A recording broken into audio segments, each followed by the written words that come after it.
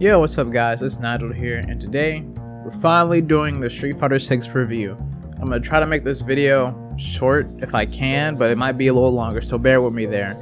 Now, there's gonna be 3 topics. The first one's gonna be World Tour, or just overall, I guess, offline play.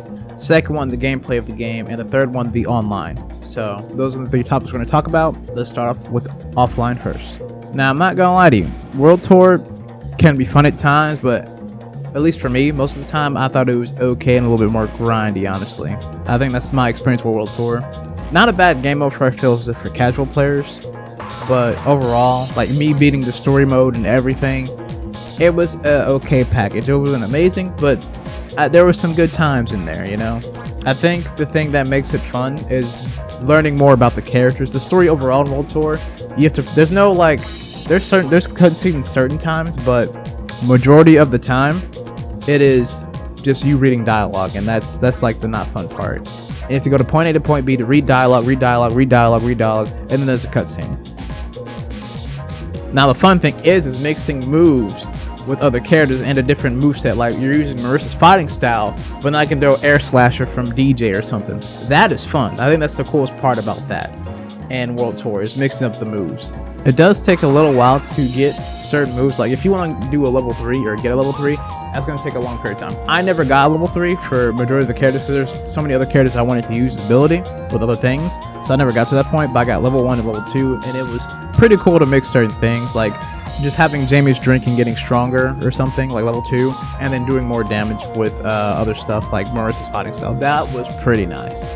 But the thing I did notice, which I'm pretty sure people have talked about for World Tour mode, is that a lot of the moves, I think they're going to be used for future characters, which I think is the very interesting part about World Tour, honestly.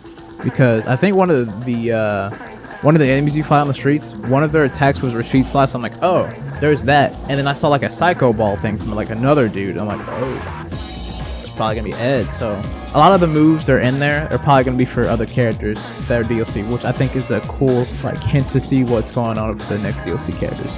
But overall, I think the most fun. I like the how, you know, your teacher can show up mid-fight and help you out. I think it's like one of the cooler things. And the thing plays and they just fly away or like somewhere because they're in a different continent. So I'm like, how did you even get here? But yeah. And it's cool that you can like max out their friendship and get more story about them. Not all is like super crazy or anything, but some are like hinting at stuff later for the future, which I think is really nice. Also, something I forgot to mention about World Tour mode, you can actually find classic Capcom cabinets and then play them, and once you play them, they get added to your gallery mode, and then you can play them even more or whatever, you know. They're just there. You don't have to go to the exact location to play them.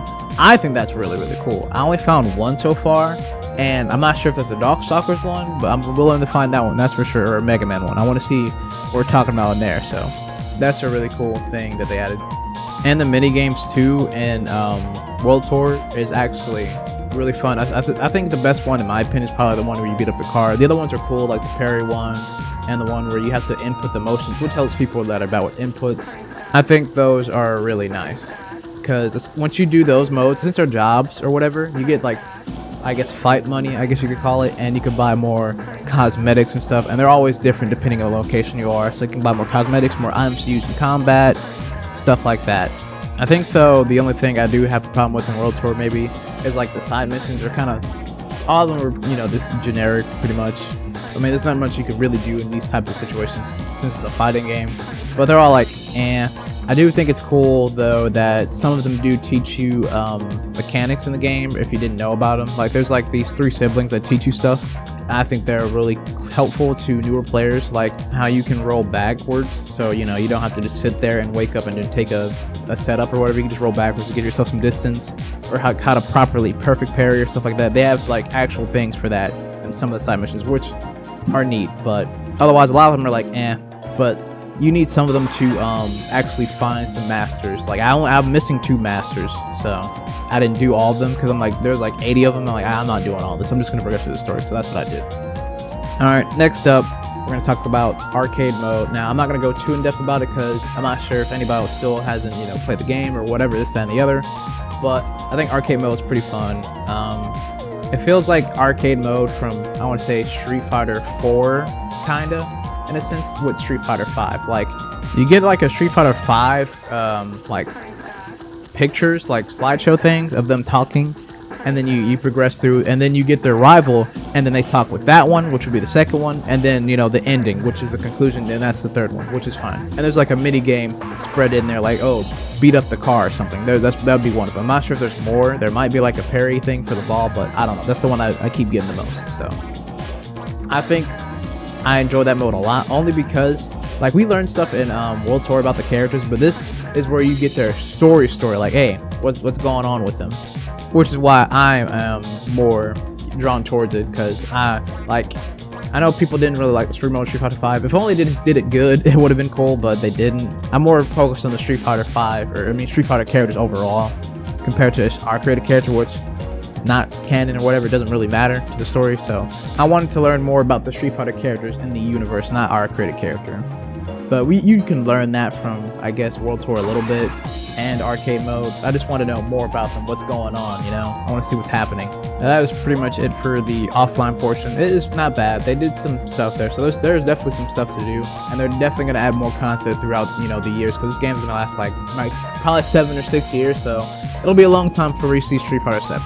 If anything, we're going to get a new freaking Marvel's Capcom. They might show that you actually. I didn't think about that. Huh. Now, when it comes to gameplay, I'm gonna be honest with you. This game is very, very offensive. I'll say that. That's the name of the game now. Like whatever you learned in Street Fighter 5 to 4, it's still the same, but add way more offense to the game. Like offense is the name of this game, only because of 2 specific mechanics. Not even all of them, just 2, which is Drive Rush and Drive Impact. Those mechanics make everybody rush in, especially with DJ, who has like the best drive rush he does have the best drive rush in the game. So it's like, dude. Now honestly, there is a good defense as well with the game as well, because we have the parry system and the drive reversal, which are very good options too, but you can get punished out of both of them, so you got to use them wisely. They do a good job of balancing both of them into the game, but you will see definitely more in, I think, casual audience. You won't see drive reversal or parry that much. You'll definitely see drive impact more. So depending on who you're fighting, you're going to get one over the other. If you're going up against people that are at higher level, you'll see both, but it's either one or the other. Either someone plays really defensive or really offensive in the casual play. Now, personally, I think it works pretty well, but it can come off to certain people, which I can see it comes off as a little scrubby, because certain characters can do other stuff that other people can't. Like, for instance, Ken, for example, probably the best character in the game, or one of them at least. He's at least top 5 easily, compared to a character like, I don't know, Lily, who pretty much is one of the worst characters in the game. Like, she's not like, if she was in Street Fighter 5 or something, or another game, she would be all right. But in this game, since there's a whole bunch of stuff, like she has all the mechanics like everybody else is, like, the drive rush, drive impact, all that stuff, but she doesn't have like a reversal, which is one of the key things you need. If you don't have a good reversal, which is like, uppercut, like, DP that's invincible, or a throw loop, which he doesn't have, you're kind of losing in this game. Those are the 2 options you kind of need to like be part of the crew, you follow me? Like, you can win without those things, but it'll definitely be more of a challenge since you don't have that. And she does low damage unless she grabs you. That's kind of really it for her, in my opinion. The only thing that she technically has is good range, so good pokes, because her normals are pretty far, but I don't know. It doesn't really seem to add up to anything, and her combo potential is very low compared to other characters, because she needs win stocks to get actual combos. You need at least 2 to get like a good confirm into something big, so she feels really limited because of that, in my opinion, compared to other characters that can just do it for free. So I think that's the thing they need to work on, is probably character specific stuff. They also do need to change a bit with the system overall, with the parry and the drive impact whatnot, because, well, they're already changing the mechanic. If anybody didn't see the news with the when Rashid comes out next week, everybody will get it, is that you can press a button and then just hit triangle and circle, medium punch and medium kick, and then immediately get drive rush during a combo, which is a buff to drive rush, and technically a little bit of a buff to everybody, because you can do drive impact if you do a light and just drive rush and then DI, and then you're prepared just in case they do that or something. And there's also technically a buff to charge characters too, so that means they can press a button, still hold back, and then just press triangle and circle and move forward for free, and then sonic boom or air slash or whatever the charge character has. So a little scary, but we don't know how this is gonna work out. I think though a very strong mechanic besides, you know, drive impact, which I think is not too strong compared to this. I think parry is really good because if someone tries to cost you up, just parry them. The only problem is if they jumped, but that's if, you know, they're in a high enough level to do that, if they know what they're doing. But that literally solves any problems of getting mixed up. It's just parry. Just don't hold it for too long. Especially if you get a perfect parry, you're out of the corner practically. So that is probably one of the best mechanics in my opinion. It's that one and drive rush. Not really a drive impact because you can kind of manage that. It's kind of a bit more of a skill issue if you get hit by it. Like, you're just not reacting fast enough, which you can train for. But overall, I think those are the two mechanics to worry about, honestly. Drive reversal is pretty solid, but you don't see that too often because you can get punished, and it's still going to be a punish counter to your view, so that's big damage. And also, throw loops are horrendous, but I don't even know how they're going to fix that, because if they fix that, or, change it, that could be other changes to other mechanics. So that's something to think about as well. So we're just going to sit down and accept that. Besides, it's not even that bad compared. It's only a little bit damage, and there's ways to get out the corner. But if you're like Lily, then I feel bad for you, because I don't know how you're going to do it, because even if her level 3 is super slow, so I think she has the worst. Like, her recovery is like the worst, I think, for level 3s, in my opinion. At least from what I noticed.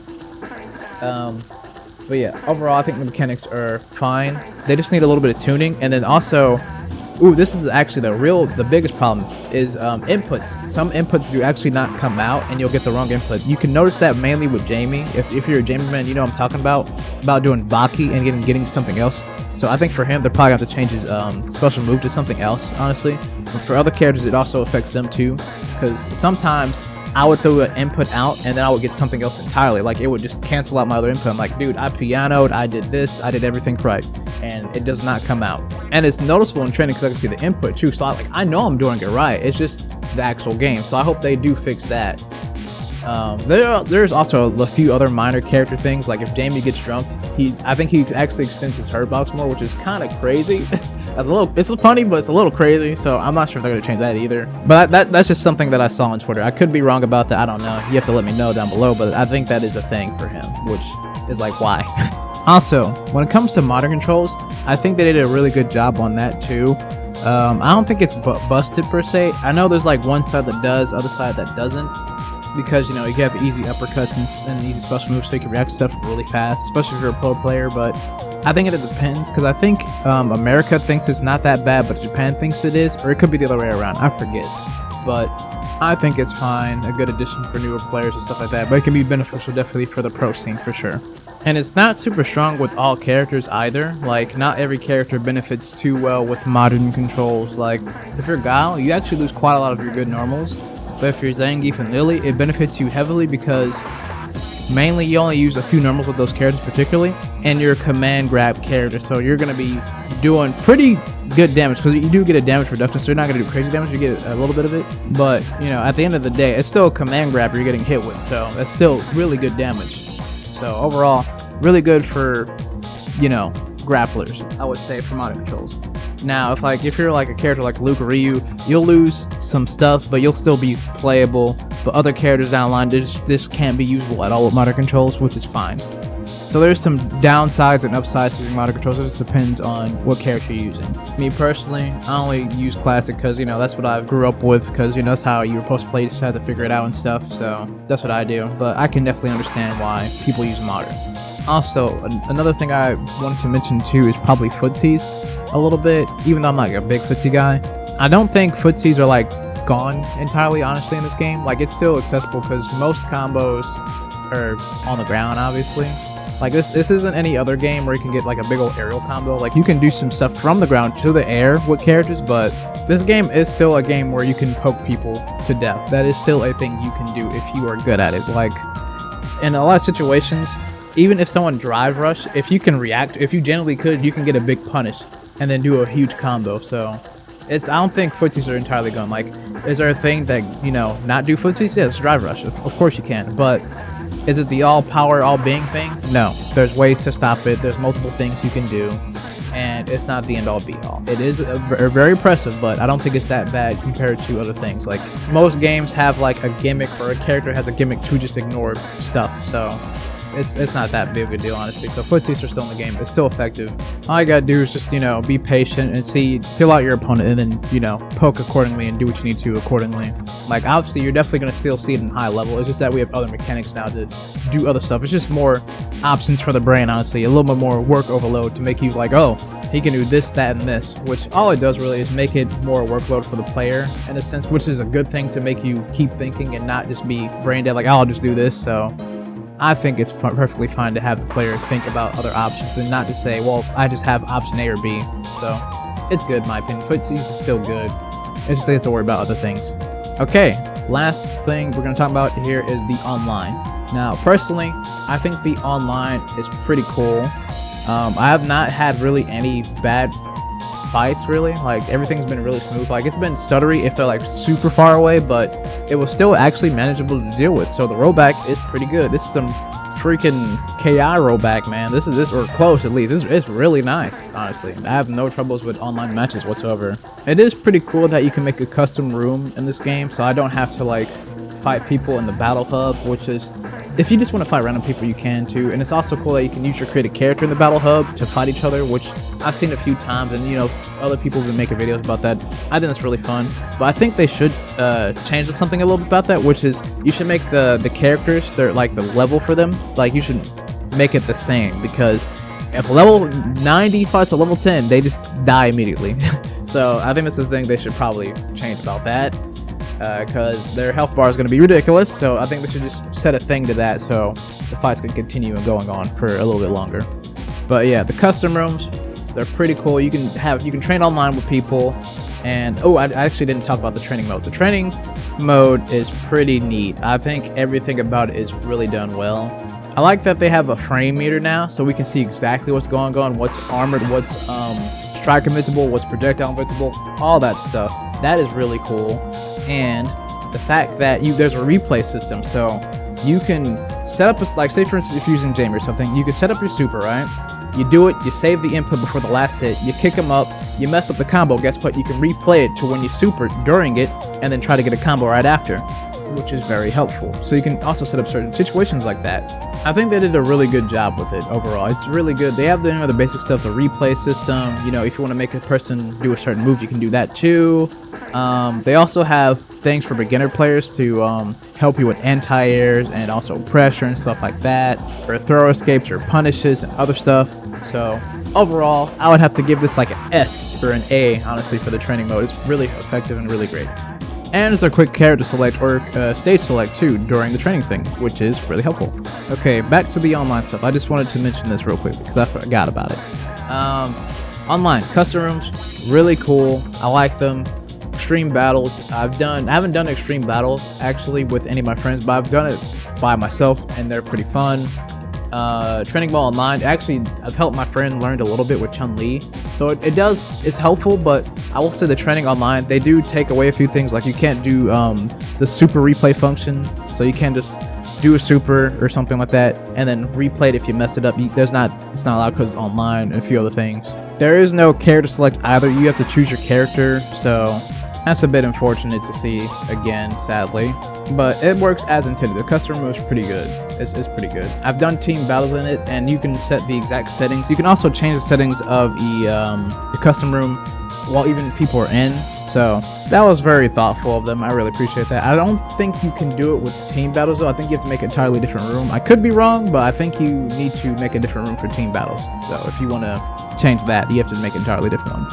But yeah, that is all I really have to say about Street Fighter 6. The game, I do like it. I'm looking forward to what they're going to add next, because they're always going to add new stuff, new mechanics, change stuff up randomly, like they just did with Rashid and the Drive Rush if confirmed thing. So a lot of stuff is changing, which is good to keep the player base excited, happy, and to do other stuff, which I think is a good idea.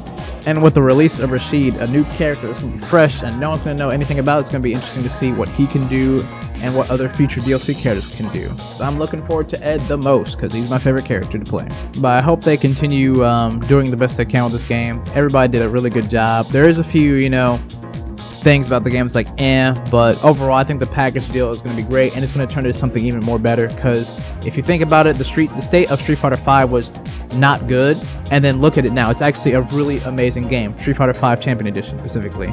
So what's going to happen in this game in about 5 or 6 years, we can only imagine, especially with all the mechanics of what they can do. There's so much potential for this game, and I'm really looking forward to it. But that is it. I hope you guys have a great day, night, noon, or whatever time period you guys live at, man. And I will see you guys next time.